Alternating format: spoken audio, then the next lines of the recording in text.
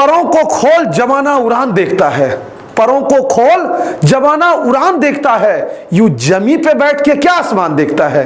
नमस्कार, स्वागत है आप सभी क्रांतिकारियों का मालवीय एकेडमी में। और 10 मिनट 10 क्वेश्चन की इस अगली श्रृंखला में आज हम लोग करने जा रहे हैं सीयूईटी 2022 के ज्योग्राफी के महत्वपूर्ण प्रश्न यानी भूगोल के इंपॉर्टेंट प्रश्न। आपको जान के हैरानी होगी कि 2022 के सीयूईटी में जितने भी प्रश्न ज्योग्राफी में पूछे गए उसमें 90% से ज्यादा सवाल जो थे क्लास 6 की ज्योग्राफी से थे। आज मैं उसको प्रूव भी करूंगा। चलिए पहले फिलहाल हम लोग जो है वो प्रश्नों की तरफ चलते हैं बिना समय गवाए।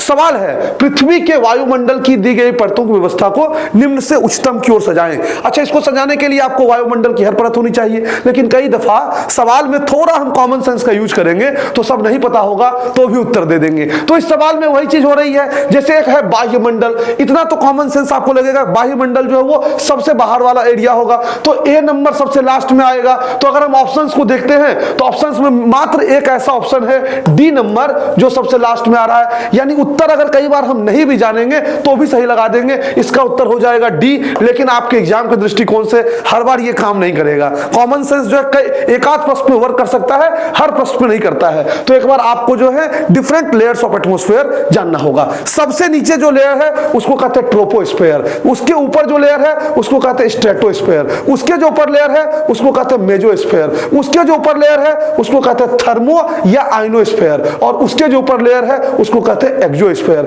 उसी को हिंदी में क्षोभ मंडल, क्षोभ मंडल के ऊपर समताप, समताप के ऊपर मध्य, मध्य के ऊपर आयन, और आयन के ऊपर बाहरी मंडल या बाह्य मंडल। अच्छा, एक चीज ध्यान दीजिएगा, 5 लेयर है, 5 में मध्य जो है वो सबसे बीच में आएगा। हम जिस मंडल पे खड़े हैं वो क्षोभ है, क्षोभ के ऊपर समताप। तो आपको ऐसे याद हो जाएगा, क्षोभ, समताप, मध्य। एक सबसे बाहर चला गया बाह्य, एक जो बच गया थर्मो या आयन, उसको आप डाल दीजिए 4 नंबर पे। अच्छा, हर जो मंडल है ये एटमॉस्फेयर में कुछ ना कुछ चीजें घटित होती हैं। जैसे क्षोभ मंडल है, इसमें हम देखते हैं बादल, ठंड, बारिश, तूफान, ये सब सारी चीजें जो है वो लिमिटेड है किसमें?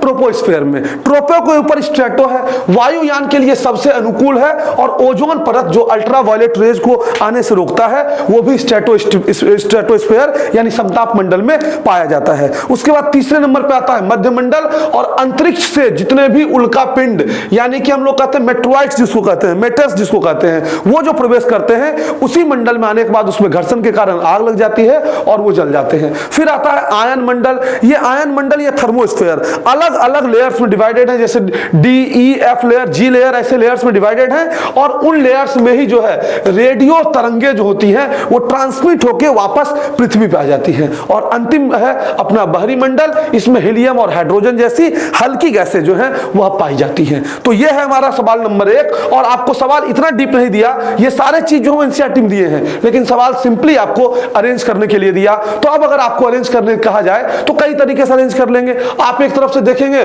सर सबसे पहले ट्रोपोस्फेयर होगा तो सी नंबर ढूंढने की कोशिश करेंगे, तो देखो मिल गया ट्रोपोस्फेयर। ट्रोपोस्फेयर के बाद हम देखेंगे सर समताप मंडल होगा तो बी नंबर ढूंढने की कोशिश करेंगे, तो देखो भैया मिल गया बी नंबर। बीच में 5 मंडल है, मध्य मंडल आ रहा है तो ई नंबर ढूंढने की कोशिश करेंगे, देखो भैया ई नंबर मिल गया। फिर आगे चलेंगे आयन मंडल या थर्मोस्फेयर, तो 4 नंबर पे हमको ये मिल गया, और ए नंबर पे हमको एक्सोस्फेयर मिल गया। नेक्स्ट क्वेश्चन है, निम्नलिखित में कौन सा हमारे सौर मंडल का सबसे बड़ा ग्रह है? तो ध्यान रखिएगा, बृहस्पति, जुपिटर जिसको कहते हैं वो सबसे बड़ा ग्रह है। हमारे सौर मंडल में 8 ग्रह जो है वह पाए जाते हैं, तो बृहस्पति जो वो सबसे बड़ा है।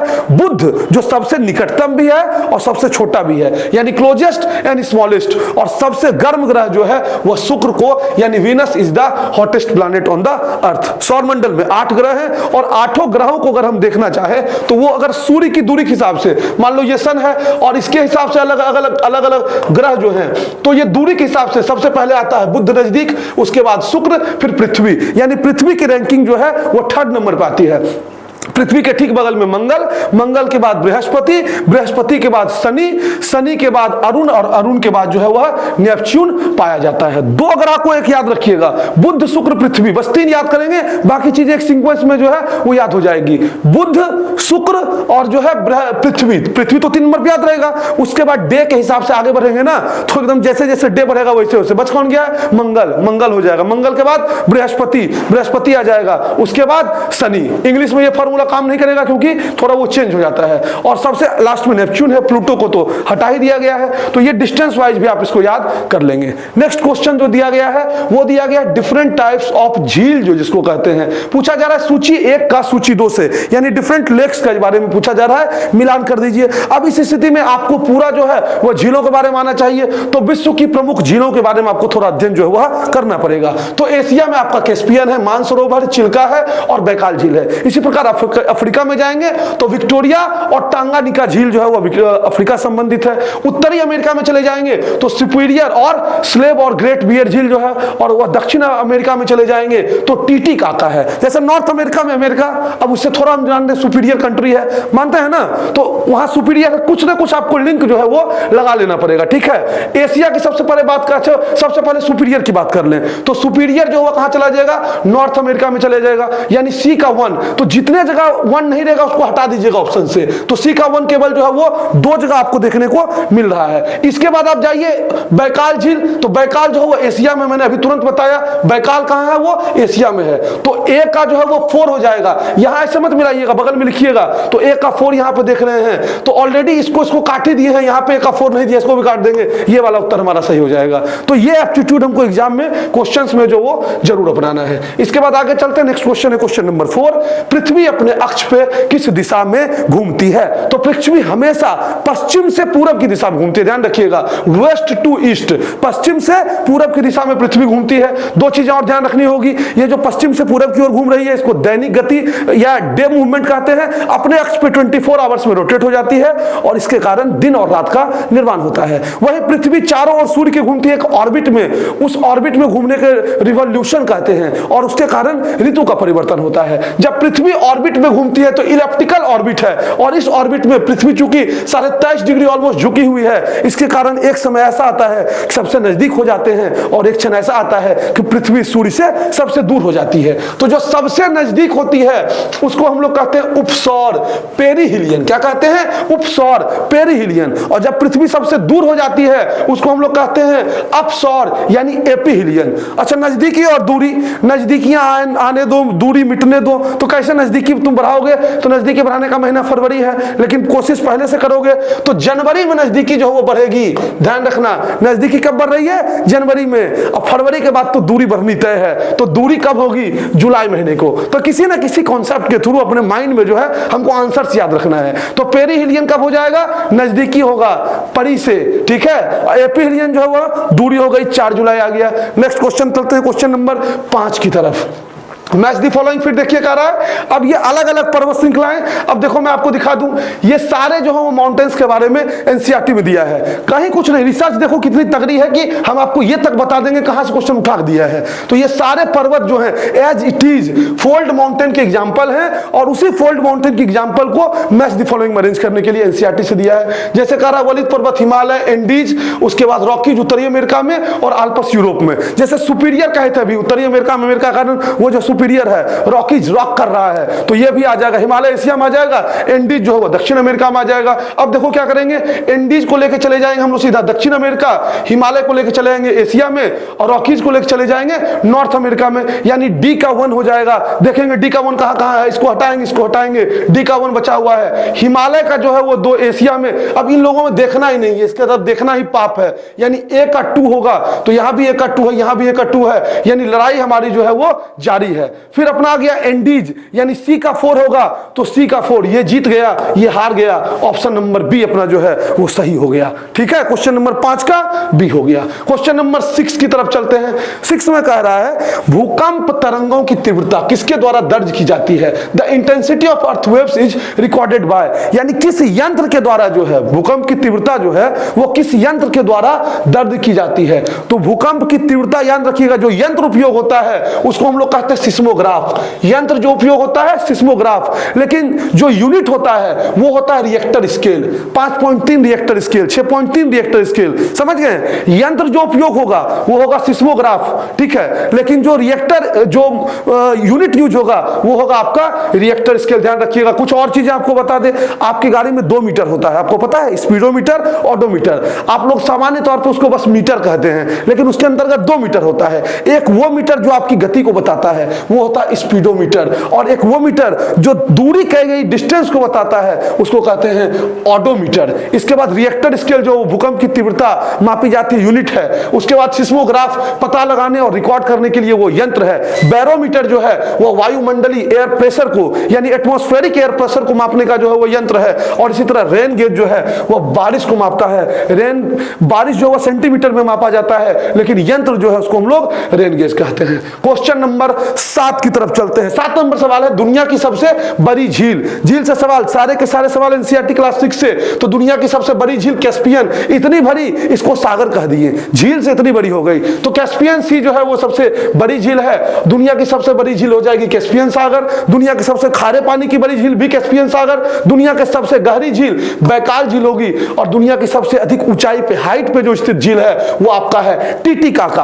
आगे एक और सवाल झील से आने वाला है, उसको ध्यान रखिएगा। क्वेश्चन नंबर 8 वायुमंडलीय दबाव का एक उपकरण के द्वारा मापा जाता है। Atmospheric air pressure is measured by, अभी आपको बताएं बैरोमीटर जो है वह करेक्ट आंसर होगा। क्वेश्चन नंबर 9 ये आपके दर्रे हैं पासेस। पृथ्वी पे जो है अलग अलग संरचनाओं के कारण जब पहाड़ों के बीच ऊंची नीचे कुछ खाई बनती है और वो जो है धस जाता है एक एरिया, तो पासेस का निर्माण हो जाता है। ठीक है, पास मैंने किसी चीज का गुजर जाना, दर्रा पड़ जाना, दरार पड़ जाना। तो अलग अलग जो है वो पासेस हैं जो कि अलग अलग क्षेत्रों को जोड़ देते हैं। ठीक है, तो कुछ पासेस से पूछ रहा है ये पासेस कहां पाए जाते हैं। वैसे हमको सबसे पहले देखना होगा कौन कौन से पासेस हैं। तो जम्मू कश्मीर में काराकोरम, खुर्दांगला, बुर्जिल, जोजिला और बनिहाल दर्रा है। हिमाचल प्रदेश में जाएंगे तो बाराला चाला, सिपकिला, रोहतांग दर्रा जो हिमाचल प्रदेश का इतना हिस्सा है। उत्तराखंड में जाएंगे तो मुलिंगला, मनाला, नीतिला और लिपुलेख दर्रा जो हुआ उत्तराखंड से संबंधित है। सिक्किम में जाएंगे तो नाथुला और जेलेपाला दर्रा है। और इसी तरह अरुणाचल प्रदेश में जाएंगे तो बोमाडिला, यांगपा, कांगरी, कारपोला, दिफू और पांगसाड और लिखा पानी दर्रा जो है, ये अलग अलग जो पासेस हैं वो आपको ध्यान रखना पड़ेगा। कुछ मत करिए, कुछ तो याद रहेंगे। जैसे मान लो यहाँ पे नाथुला है, उसके बाद जो है हमारे कुछ फेमस दर्रे, रोहतांग दर्रे हैं, बनिहाल दर्रे हैं, ये सब हमारे जो क्या है बहुत फेमस दर्रे हैं। सबसे पहले बोमाडिला ए का जो है वो 3 हो जाएगा अरुणाचल प्रदेश। इसके बाद हम देखते हैं बनिहाल दर्रा, तो बनिहाल जो है वो जम्मू कश्मीर में है। देखने की कोशिश करेंगे इससे कोई मिल रहा है क्या, ए का 3, ठीक है, ए का 3, तो ए का 3 में ही मिल गया भाई साहब, बाकी हमको देखने की जरूरत नहीं पड़ा। Option number A will be the correct answer. और अंतिम सवाल आज का चल रहे हैं। अंतिम सवाल है कि नीचे दिए हुए विकल्पों में सही उत्तर को चुने। यह भी सवाल जो है वो आपके माउंटेन से पूछा है। जो अभी हमने आपको वलित पर्वत के एग्जांपल दिए थे, फोल्ड माउंटेन्स के, और अब जो एग्जांपल दिया गया वो वॉल्केनिक माउंटेन से भी उठा दिया। हालांकि बीच में हिमालय को भी घुसा दिया गया, ऊंची चोटी को। तो माउंट एवरेस्ट भैया कहां है, सी का 4 नंबर नेपाल में, इतना तो जानोगे। उसके बाद जो है आपको देखें किलिमंजारो जो है, अच्छा छोड़ो किलिमंजारो टफ हो सकता है, तो तिरिचमिर को देख लेंगे, इसके बारे में हम लोग जानते हैं। ये आपका जो हिंदू कुश पर्वत में आता है, तिरिचमिर जो हुआ पाकिस्तान में पड़ जाएगा।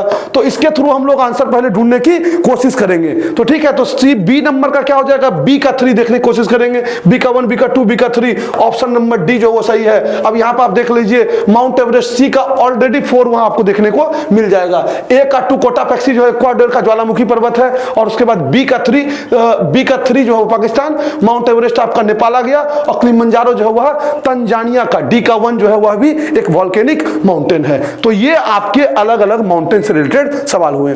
तो आज के इस सवाल में हमने जो 10 सवाल आपको दिया, कुछ सवाल होमवर्क के रूप में आपको दे दे। सबसे पहले संविधान दिवस यानी कॉन्स्टिट्यूशन डे कब मनाया जाता है, उसके बाद योजना आयोग की स्थापना कब की गई, और समानता के अधिकार यानी राइट टू इक्वालिटी का वर्णन किस अनुच्छेद से किस अनुच्छेद के अंतर्गत किया जाता है। जो बच्चे क्रैश कोर्स में इनरोल्ड हैं, जो बच्चे मेन कोर्स में इनरोल्ड हैं, तो क्रैश कोर्स वाले फोल्डर में आज से आपको क्रैश कोर्स वाले फोल्डर में जो है आपको दिखेगा 10 मिनट 10 MCQ। ये फोल्डर में जब आप जाएंगे तो जितने सवाल हैं विथ स्पेसिफिकेशन आंसर जो है वो आपको दिखेगा, ताकि आप डेली बेसिस पे प्रैक्टिस कर सकें। और इसको रोज अगर प्रैक्टिस करेंगे तो आपकी जीके जो है वो बहुत मजबूत हो जाएगी। उम्मीद है कि आप सभी को ये सेशन अच्छा लग रहा होगा। फिर से मिलते हैं कल नए सेशन में, तब तक मस्त रहिए, स्वस्थ रहिए। बहुत बहुत धन्यवाद। और एक विशेष सूचना, आज करंट अफेयर की आपकी क्लास बाबू नहीं चल पाएगी, हमारे ऊपर बहुत क्लासेस का लोड है और ये आपके लिए 10 मिनट की क्लास होगी, लेकिन हमारे लिए 2 घंटे से भी ज्यादा की क्लास है। तो मिलते हैं फिर से, बहुत बहुत धन्यवाद। कल सुबह 7 बजे करंट अफेयर की क्लास जो वो चलेगी।